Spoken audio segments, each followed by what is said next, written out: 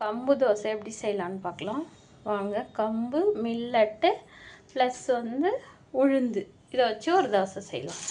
அதுக்கு நான் 1 கிளாஸு கம்பு எடுத்துருக்கேன். அப்புறமா பார்த்திங்கன்னா 1/2 கிளாஸு மில்லட்டு.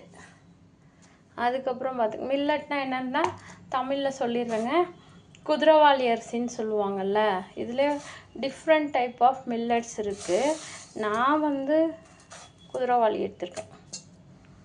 அதுக்கப்புறம் உளுந்து 1/2 கிளாஸு.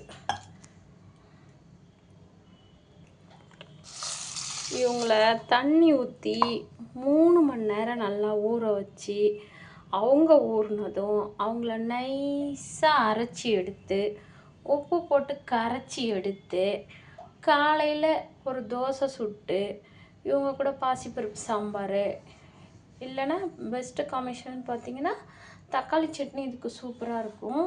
நீங்களும் ட்ரை பண்ணி பாருங்கள். கம்பு கூலாக கின்னா கூட சில பேர் குடிக்க மாட்டாங்க பிள்ளைங்களாம்.